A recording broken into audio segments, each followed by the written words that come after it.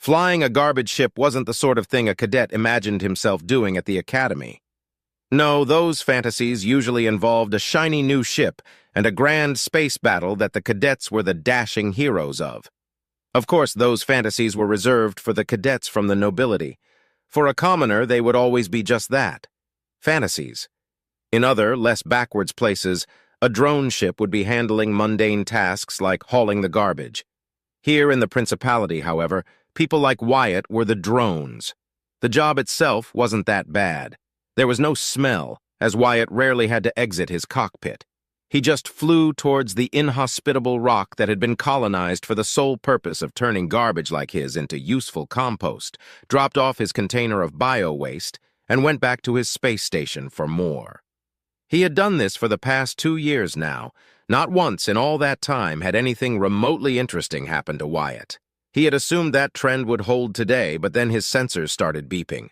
Warp signatures detected rang the crackly voice of his ship's archaic computer. Warp signatures? Out here? The Principality was a backwater. Wyatt's post was a backwater of that backwater. For something other than a garbage ship to be flying in the same system as him, and at warp no less, something was going on.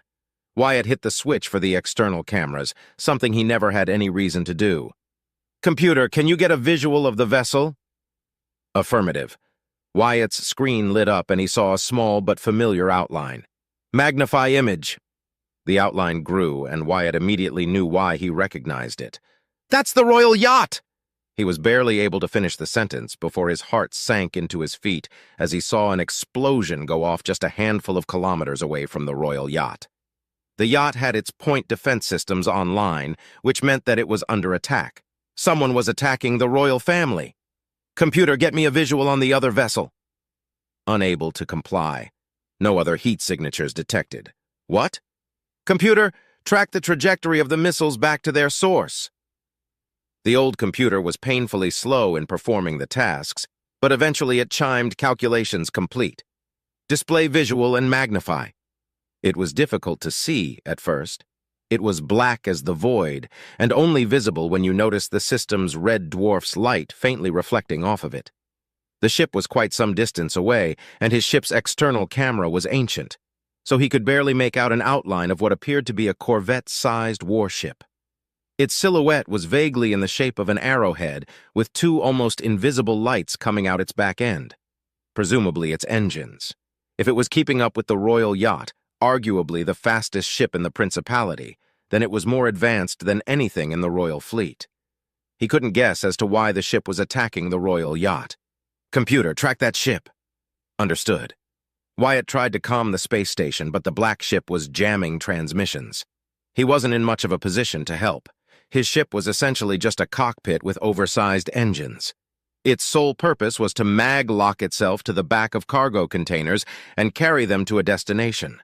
Its only armament was a small point defense cannon for destroying asteroids, and it had no armor or other defenses to speak of besides the standard navigational EM field. Of course, he had to try. This was the royal yacht after all. He punched an intercept course into the computer, and the old engines roared with new life. It was a bumpy ride at max speed, but the rickety old ship held together. The black ship must have been built for stealth, as it produced almost no heat signature for his sensors to detect. The computer had been tracking the vessel's position visually since it had located it, so its stealth didn't pose too much of a problem at the moment. He charged up the point defense cannon and nearly fell out of his chair with fright when the warning siren sounded and the cannon opened fire and destroyed a missile at a distressingly close distance. Evidently, their sensors detected me. The ship threw a few token missiles Wyatt's way, but it didn't appear too concerned, and remained focused on the yacht. Wyatt might have been offended, but he was too relieved that his point defense cannon had managed to destroy the 3 incoming missiles sent his way. It occurred to Wyatt that he had no plan. Then he heard a small alarm go off. The cargo container had been hit by some shrapnel and was venting air. Specifically, methane was venting. "I guess I have my plan now." He punched some numbers through the computer, and his idea appeared to be somewhat possible. He just had to get very dangerously close. At the very least, he might be able to buy time for his commander at the space station to realize what was going on and send some help. He would only have one shot, so he better not miss. He laid in the new course and pushed the engines well beyond their safety levels. He was getting very, very close, for outer space anyway. Computer lock the point defense cannon on the cargo container and open fire 5 seconds after maglock is disengaged. Command processed. He was well into mass driver range, and he did a few evasive maneuvers to avoid some incoming mass driver rounds. By the time whoever was in charge realized something serious was going down, it was far too late. Computer release maglock! His stomach almost flew out of his throat as he slammed the ship in full reverse. 1, 2, 3, 4, 5. The cannon opened fire and hit the cargo container a split second after the container had collided with the black ship. An explosion followed, and although muted by the lack of oxygen outside the container, the black ship broke off its pursuit. Wyatt wasn't sure if he had caused any significant damage, but it had evidently been enough to spook the commander of the ship. The black ship limped away like a wounded predator, fires still raging on its hull. Wyatt was immediately hailed by the yacht. A tall man with dark gray hair and the colorless irises of cybernetic eyes appeared on his screen. "This is Ship Commander Redford of His Majesty's Starship Royal Favor. State your identity." Wyatt Staples, Warrant Officer, 3rd Fleet, 2nd Frontier Corps. A commoner? Well, I guess you'll have to do. Obviously. Who else would be flying a bucket like this? Oh, and you're welcome. Warrant Officer was the highest rank a commoner could achieve in the Royal Fleet, and even then that was reserved exclusively for pilots. Whether or not a pilot was a warrant officer was a good way to tell if they were a commoner or not. At your service, Commander. How'd you get the ship to break off? Our sensors indicate no armament other than a PD cannon. I threw my garbage at it and it exploded. What? Lots of natural combustibles produced by bio-waste. I launched the container at the ship, then I ignited it. That's some trick. Not bad for a commoner, huh? The commander tapped some control panels around him a few times, then his face scrunched up. I can't raise the space station. Our comms must be down. Try hailing them yourself. Wyatt hailed his space station and got no response. A little worm of a bad feeling wiggled its way into his chest. The black ship wasn't jamming him anymore, which meant that he should be able to send his message, and he knew damn well that the comms officer on the space station had absolutely nothing better he could be doing instead of answering his message. So, either he was being deliberately ignored, or the station was under attack. Commander Redford chimed in. Can't raise them, huh? I worried as much. Who's your commanding officer? Wyatt calmed back. My CO is Lieutenant Commander Thomas Caiston. Caiston? Damn. House Caiston is a subordinate of House Draymore. They'd have sided against us. That kid must have pissed someone off to be way out here. They probably offered to let him out of the doghouse if he looked the other way. What do you mean, sir? Just what I needed. There's been a coup, son. Duke Draymore of Camrim has stormed the Council of Nobles and the Royal Palace. All he needed to make his government official was the prince's consent. Fortunately, he escaped. He's on another ship heading for Loyalist forces. We're transporting a VIP to him. I was hoping this system was remote enough that we could safely resupply at your station. That Caiston bastard must have signaled our position. Little Weasel probably thought it would get him out of this posting, I bet. Yeah, that sounds like Commander Caiston. Wyatt's mind raced as he absorbed the gravity of the situation. He was just a commoner. He never imagined being caught in the midst of a political maelstrom that could shape the future of the principality. Yet here he was, holding the comms with a high-ranking noble amidst a coup d'etat. Commander Redford's next words snapped Wyatt back to reality. Warrant Officer Staples, we can't linger here. We're moving to rendezvous with the prince. Given your creative problem-solving, I'd like to extend an invitation for you to join us. Your knowledge of this area could prove valuable. Wyatt hesitated. Joining the Loyalist forces meant abandoning his routine life, but he had just defended the royal family ship. There was no going back to being just a garbage hauler after today. I accept, Commander. What are your orders? Plot a course to follow us, maintain a close formation. We'll need to jump to FTL as soon as we're clear of the system's gravity well. As the coordinates from the royal favor beamed over, Wyatt set his ship's path. It wasn't designed for combat, but it had maneuverability that could keep pace with the royal yacht. The small fleet, now 2 ships strong, moved towards the edge of the system. Every second that passed was tense. Wyatt expected another attack, but none came. Perhaps the explosion he caused had sent a message, or maybe the attackers were licking their wounds. As they finally broke free from the system's gravitational pull, Wyatt's ship shuddered into FTL alongside the royal favor. He couldn't shake off the feeling that his life had changed forever. In the safety of FTL travel, Commander Redford briefed Wyatt on the political landscape. Being a commoner, he lacked the proper education and know-how to comprehend the complex internal dealings and conflicts that the nobility dealt with on a daily basis. Luckily for him, he was no moron, part of the reason he achieved the rank of warrant officer in the first place. He understood enough to see the bigger picture, and it was not a pretty one. In short, the Duke's betrayal was deep, and his reach was far. To just stand against Duke Draymore's forces, the prince would need to gather every ally he could muster if he wished to thwart the Duke's ambitions. The journey in itself was a blur, and when they dropped out of FTL, they were greeted by a small contingent of loyalist ships. Only 21 ships, but almost all of them were armed and ready to fight. It wasn't quite a fleet suitable for actual battle, but it was well defended. The most impressive ship, however, was at the center of the protective bubble the rest of the ships formed around it. A large cruiser armed across its entire outer hull but retaining a visually appealing vista. That must be the flagship of this fleet, Wyatt thought to himself as he approached the ship next to the royal yacht. The hangar of the flagship was big and wide enough to allow both ships easy access with room to spare, and soon Wyatt found himself surrounded by more luxury and technological marvels than all his prior years of training and service combined. The personnel didn't pay him any mind as he exited his flying trash hauler, but when Commander Redford stepped out of the yacht, everyone saluted him. Seeing him on video was one thing, seeing him in person was another altogether.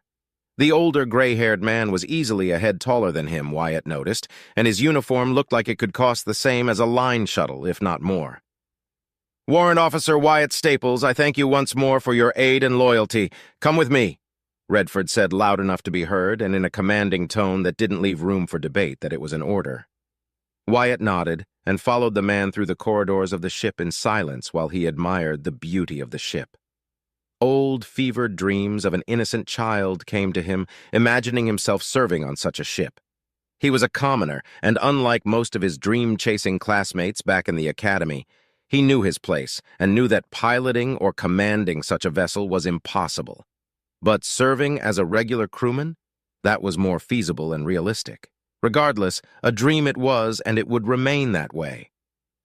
I wonder if even the lesser nobles and any bastard offspring stationed here know how lucky they are, he asked himself, already knowing the answer and not allowing his resentment and distaste for the nobility to show on his face. He was a commoner, and like most commoners, he both envied and disliked the nobles, but he was careful and never allowed it to show, always careful to present himself with submission and apparent loyalty. Well, that wasn't entirely true. He was loyal to the principality, and while he had no love for the stuck-up nobles that ruled it, he wasn't a rebel nor a petty bastard who would love to see a noble grovel at his feet or die in battle if he could help it. Besides, he could make any snarky remarks in his head and won't get in trouble for it. Finally arriving at the bridge, Wyatt saw a few officers and crewmen manning their posts, but the figure wearing a blue suit with golden trims stood out above the rest. He was wearing a cape with the crest of the royal family on it. When he turned, Wyatt saw the face of the blonde prince in person for the first time in his life. His features were refined, and he was more handsome than the propaganda videos and the news could portray. He was tall, just a few inches smaller than Redford, and his build was not quite bulky but not lean either. His eyes were violet, a departure from the usual dullness of cybernetic eyes, and spoke of either genetic alteration or higher-grade cybernetics, the kind that cost the same as his old station 10 times over. But more than that, his expression was soft yet stoic, eyes burning with the intensity of a man ready to claim his birthright. His gaze made Wyatt stiffen at attention. "Report, Commander Redford," the prince spoke. Wyatt stood in silence as Redford quickly and eloquently recounted the assault he had suffered, the unexpected intervention, and their eventual departure. When he was done, the prince allowed himself a brief sigh before turning his attention to Wyatt. "Warrant Officer Wyatt Staples," he spoke in a deliberate, cordial, but powerful tone, causing Wyatt to stiffen more despite the shock of being addressed directly by the prince of all people. "Your actions today have saved the lives of many loyal subjects, and more importantly, the life of my family. I, personally, am in your debt." Am I dreaming? Is this even real? Did I actually get hit by that ship's missiles and I'm just experiencing a fever dream before I die? Wyatt asked himself, too perplexed by the prince's words. But the fire in his eyes and his thumping heart revealed that this was reality and that it was happening. Still feeling overwhelmed, he cleared his throat before replying. "Your Highness, I only did what I thought was the right thing to do. A commoner such as I cannot be in your debt for doing what is expected of me," he replied as seriously as he could without letting his voice crack due to his nervousness. The prince surprised him again when he offered a faint smirk. "Warrant Officer Wyatt Staples, your actions represent the very essence of duty the principality was founded on. Do not lower your actions before me. Commoner or not, you are responsible for the safety of those close to me," he replied, his eyes shining with determination and the brightness of a leader's resolve. "Loyalty is its own reward, and those that perform their duty with exemplary actions shall be recognized. Warrant Officer Wyatt Staples, as of this moment, you are officially promoted to the rank of lieutenant." Wyatt took a step back, and even Commander Redford seemed surprised by the prince's proclamation. My prince, I am honored, but I'm a commoner." "I know. Under normal circumstances, I wouldn't do this. Our laws, both written and in spirit, would not approve of your increase in rank, for you are indeed a commoner. However, before I am a prince, I am a brother. I am a man, and these are times of turmoil and, one could say, desperation. My gratitude cannot and will not be limited by a mere monetary compensation. Loyalty and duty are to be rewarded for your service. Your bravery reflects what the Duke Draymore, my uncle, lacks in his men. And I fear yours is but the first of many acts of valor we shall need in these trying days that lay before us." It wasn't until that moment that Wyatt finally began to realize the gravity of the situation he was really in. "But I'm only a pilot, not even a true combat pilot at that. I'm a refuse ship pilot. And now I'm caught in a web that's about to change the future and history of the Principality." The truth was as clear as the light of a star. His home, the Principality, was going to descend into a civil war at worst and a succession war at best. The weight of the realization hit him harder than his ship going at FTL. "Commander Redford, take Lieutenant Wyatt to his quarters so he may rest and suit up properly. Make sure to register him into the memorandum of our ship's logs and personnel," the prince ordered, and turned around. "Welcome aboard, Lieutenant Wyatt Staples." Wyatt didn't really hear the prince and only mumbled something incoherent before Redford gently nudged him over and turned to follow the taller man. When they were far away from the bridge and entered the section of the cruiser that housed the officer quarters, Redford spoke up. "Do not dwell too deeply on such thoughts, Wyatt," he said seriously, his face stoic. Wyatt snapped out of his mind's maelstrom and looked at the gray-haired man, puzzled. "Huh? I know you're scared. You're a commoner. You lack the advantages people such as I possess. And yet, I must urge you to not think too deeply about the coming conflicts," he replied, knowing what was going through the newly minted lieutenant's mind. "Easy for you to say that. You're only worried about your wealth and position," he thought bitterly. "There's going to be a war, isn't there?" To his credit, Redford nodded. "It's already brewing and spreading. Soon enough, the houses, both great and minor, will start picking sides and conflict will arise. My liege is trying to avoid an outright civil war from sparking, but he shall not relinquish that which belongs to him by birthright. Only he can lead the Principality." He paused for a moment and placed a hand on Wyatt's shoulder, squeezing it gently. "You've already picked a side, the correct side, Lieutenant Wyatt Staples. Be proud of your bravery, loyalty, and dutiful actions, but most importantly, know that had you not aided me when you did, regardless of the outcome, you would still be dragged into this conflict, most likely against your will. He's right on that at least, he thought, surprised that it actually helped to ease his nerves and racing heart. We commoners don't have much room for choice as it is. I guess I will not be dying for my old commander's ambitions, so that's a bonus. Redford's lips curled upward to form a small smile. A fortunate one indeed. Coming to a halt a few seconds later, he turned to leave. This shall be your quarters, Wyatt. You are now logged in the ship's records and manifest. Rest. You've earned it. Thank you, Commander Redford. Take care, he said, and the commander offered a single nod before departing. Standing in front of his door, Wyatt touched the panel at the side of it, and the door slid open to the side, revealing a small cabin. There was a desk, a small fridge, an empty bookshelf above the desk, a lamp, a nightstand, and a bed. Entering his new quarters, he saw a small cubicle that housed the toilet and a shower, most likely. To a noble, it wasn't impressive, but for Wyatt, who had only known the comfort of his ship, communal showers, and a far too small bunk, it was the height of luxury. He laid on his bed, his mind reeling about everything that was happening around him. Then, only moments later, darkness took him, and soon he was asleep, the toll finally catching up to him.